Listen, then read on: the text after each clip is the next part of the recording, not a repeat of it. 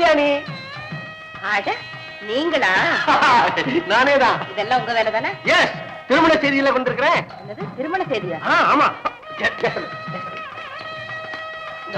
உன் கையால இந்த இனிப்பை என் வாயில போடு. அந்த இனிப்போட இனிப்பான கல்யாண சங்கதியை சொல்றேன். என்னங்க நீங்க இன்னும் குழந்தை மாதிரி? ஆமா, 3 ஆணாவை சேர்ந்திருக்கிற மனைவி கிட்ட அவருடைய கணவன் குழந்தை தானே. அப்படின்னா அன்பு, அறிவு, அழகு.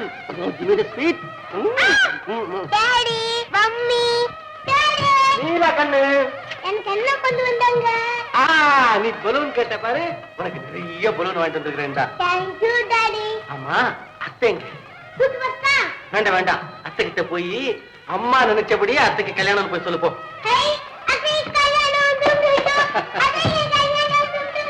என்ன நான் நினைச்ச மாதிரி கல்யாணமா?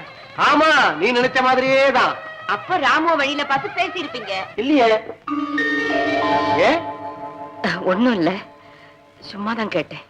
ஆமா, நான் பார்த்த மாப்பிளை பத்தி நீ ஒரு வார்த்தை கேட்கலையே. கேளு. மாப்பிளை கோயம்புத்தூர் வக்கீல். மாப்பிளை மல்கோவா மாம்பழம் மாதிரி இருப்பான். இதெல்லாம் நிதானமா பேச வேண்டிய விஷயம். இப்பதானே ஊர்ல இருந்து வந்திருக்கீங்க. வாங்க, சாப்பிட்டு நிம்மதியா உட்காந்து பேசலாம். பாயிண்ட். சாப்பிட்டுட்டே பேசலாமா? வாங்க. கம். Good morning sir. பாப்பா ராமு, வா. உனக்கு 100 வயசு. இப்பதான் கல்யாணி உன்னை கேட்டா. Just a minute. இந்த பா ஸ்வீட் வாங்கிக்க. Come on, take it. Thank you sir. அம்மா ஸ்வீட் குடுக்குறேனே, எதுக்கா ஸ்வீட், என்ன விசேஷம் கேட்க வேண்டாமா? What a bye you are. சரி சரி, நானே சொல்லிடுறேன். ராதாவுக்கு மாப்பிளை பார்த்துட்டு வந்துட்டேன். இந்த மாசமே கல்யாணம். ஏன்பா அப்படி அசந்து போய் நிக்கிற? ஆமாமா, அசதிதான். ஊருக்கு போயிட்டு வந்தது இல்ல. நீங்க வாங்க, சாப்பிட்டு பேசலாம். சரி சரி, நீ டைனிங் ஹாலுக்கு வந்துரு. அங்க போய் எல்லாம் விவரமா பேசலாம். என்ன அம்மா நஞ்சு மாதிரி உங்களுக்கு கல்யாணமா? அப்பா சொல்லிட்டாங்க.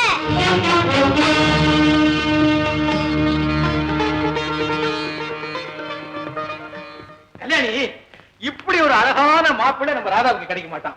இப்படி ஒரு அடக்கமான மச்சனை எனக்கு கிடைக்க மாட்டான். இப்படி ஒரு அன்பான சகோதரன் உனக்கு கிடைக்க மாட்டான். இப்படி ஒரு அருமையான பிள்ளை இந்த வீட்டுக்கே கிடைக்க மாட்டான். இப்படி ஒரு ஒண்டர்ஃபுல் ஃபெல்லோ.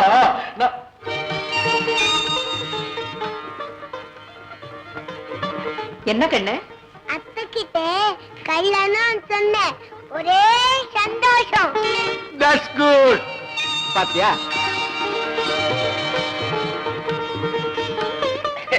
கல்யாணி, நான் பார்த்திருக்கிற மாப்பிள்ளைய ராதா முன்னால கொண்டு வந்து நிறுத்தி இவன் தான் அவன் மாப்பிள்ளைன்னு சொன்னா ராதா மயக்கம் போட்டுவான். ஆஹா, இவ்வளவு அழகனா நாம கற்பனை செஞ்சு பார்த்ததுக்கு ஒருபடி அதிகமாவே நம்ம அண்ணன் பிரமாதமா ஒரு மாப்பிள்ளைய செலக்ட் பண்ணிட்டு வந்துட்டாரேன்னு சொல்லி என் தங்கச்சி ஓடி வந்து தடால்னு என் கால விழுந்துருவான். தெரியுமா? ஏங்க, அதெல்லாம் சரி.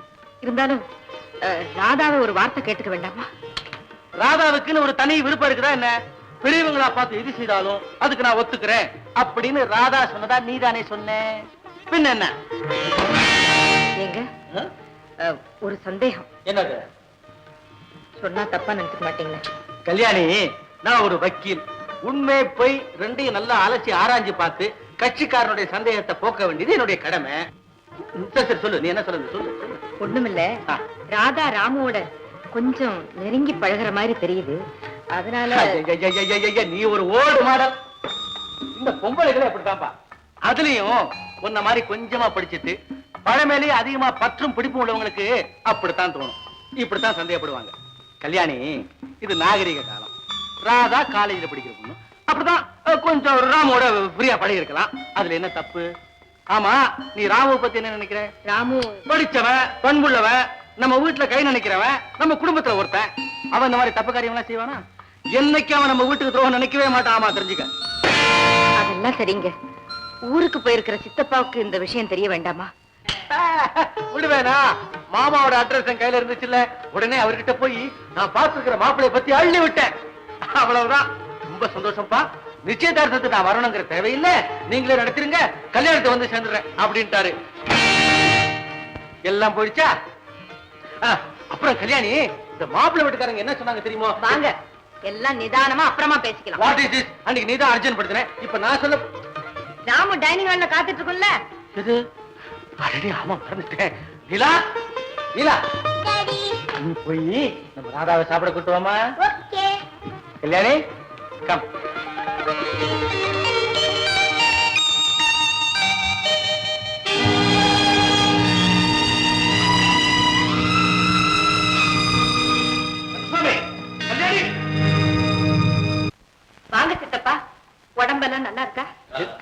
மாமா அப்படி திடீர்னு? நேற்று தானே உங்களை சந்திச்சு ராதாவோட கல்யாண விஷயமா பேசிட்டு இருந்தேன். அப்கோர்ஸ் கந்தசாமி, அடுத்த வெள்ளிக்கிழமை அவங்க பெண் பார்க்க வர்றதா கூட சொன்னில்ல? ஆமா மாமா, எவ்ரிதிங் இஸ் செட்டில். கந்தசாமி, அவங்க வெள்ளிக்கிழமை வர வேண்டாம், நாங்க லெட்டர் எழுதுறோம், அப்புறம் நீங்க வந்தா போதும்னு அவங்களுக்கு இன்ஃபார்ம் பண்ணிடுறோம். ஆமா, கேளு கந்தசாமி, நீயும் கேளுப்பா. இதுவரைக்கும் என்ன நீதியும் நேர்மையும் தவறாத பெரிய மனுஷன் நினைச்சிட்டு இருக்கீங்க இல்லையா? That is not the case. நீதிபதியா இருந்து பலருக்கு நீதி வழங்கினா நீதியே கொன்னவன், ஒரு மோசக்காரன், துரோகி. இத்தனை வருஷமா எந்த ரகசியத்தை என் மனசுக்குள்ள போட்டு பூட்டி வச்சிருந்தேனோ அதை வெளியே சொல்ல வேண்டிய நேரம் வந்துருச்சு. ஆமா, அதை வெளியே சொல்ல வேண்டிய நேரம் வந்துருச்சு. ஒரு சமயம் ஒருத்தருக்கு நான் மன்னிப்பே இல்லாத ஒரு பெரிய தீங்கு இழைச்சிட்டேன். அந்த தீங்கினால் அவங்க எவ்வளவு தூரம் பாதிக்கப்பட்டாங்கன்றது ஆண்டவருக்கு தான் வெளிச்சம். அந்த குற்றத்தை ஏத்துக்க தைரியம் இல்லாத ஒரு கோழையா, நேர்மை இல்லாதவனா இத்தனை வருஷம் நான் வாழ்ந்துட்டேன். ஆனா என் மனசாட்சி மாத்திரம் என்ன குத்தி கொண்டுகிட்டு தான் இருக்கு. மனசு எரிமலையா குமரிக்கிட்டு தான் இருக்கு. இவ்வளவு நாள் தான் சந்தோஷமா இருக்கேன்னு நீங்க எல்லாம் நினைச்சிட்டு இருக்கீங்க. நான் அப்படி நடிச்சேன். கல்யாணி, ஒரு நாள் என்னை அறியாம என் நெஞ்சத்து குமரனை உங்க முன்னால வெளிப்படுத்திட்டேன். நீங்க என்னன்னு கேட்டீங்க, நான் எதையோ சொல்லி சமாளிச்சுட்டேன். ஆமா சித்தப்பா, எனக்கு கூட நல்ல ஞாபகம் இருக்கு. நான் செய்த பாதகத்தை நினைச்சு நினைச்சு நொந்து துடிச்சேனே தவிர என்னால பாதிக்கப்பட்டவங்களை சந்திச்சு அவங்க கிட்ட மன்னிப்பு கேட்டு பிராயச்சித்தம் தேடிக்கணும்ன்ற எண்ணமே எனக்கு வரல. அதனாலதான் நம்ம குடும்பத்துக்கு தொடர்ந்து அடுக்கடுக்கா துன்பங்கள் வருதுங்கிற உண்மையை நான் இப்பதான் உணர்ந்தேன். கந்தசாமி, ராதாவுக்கு நல்ல இடத்துல மாப்பிளை பார்த்திருக்கிறதாக நீ நேத்து என்கிட்ட சொன்ன. நான் செய்த பாவத்தினுடைய விளைவா அது மறுபடியும் தடப்பட்டு போக கூடாது.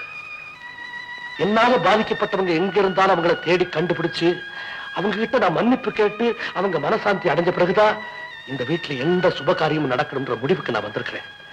இதை நேரடியா அவங்க கிட்ட சொல்லணும் தான் அவசரமா ஓடி வந்திருக்கிறேன். கந்தசாமி, நான் சொன்னபடியே அவங்களுக்கு ஒரு லெட்டர் எழுதி போட்டு. மாமா, அப்படி எழுதினா அது ஒரு சகுன தடையா நினைச்சுக்கிட்டாங்கன்னா நாம என்ன செய்யறது? அதனால வெள்ளிக்கிழமை அங்க வர்றபடி வந்து பெண்ணை பார்த்துட்டு போட்டோம். கல்யாணத்தை வேணும்னா நீங்க சொன்னபடி. No Kandasamy, no. இப்படி ஒரு லெட்டர் எழுதுறதுனால இந்த ஏற்பாடு தடப்பட்டு போகும்னா அதை நம்ம தாங்கிக்க வேண்டியதா. ராஜுவோட கல்யாணம் தடப்பட்டு போறதையே நாம தாங்கிக்கலையா? Kandasamy, don't forget this. Marriages are made in heaven.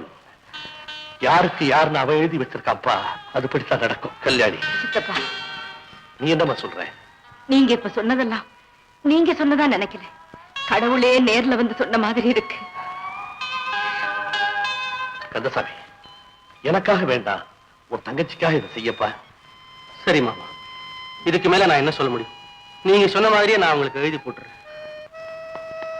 Thank you Kandasamy. நான் இன்னைக்கே புறப்படலாம் நினைக்கிறேன். வேண்டாம் சித்தப்பா, எங்க கூட 2 நாள் தங்கிட்டு போலாமே. இல்லம்மா, இன்னைக்கு செய்யக்கூடிய ஒரு நல்ல காரியத்தை நாளைக்கு இன்னும் தள்ளி போடவே கூடாதும்மா. நான் இன்னைக்கே புறப்படுறேன். இன்னும் பல வீடியோக்களை காண சன் லைஃப் சேனலை சப்ஸ்கிரைப் பண்ணுங்க.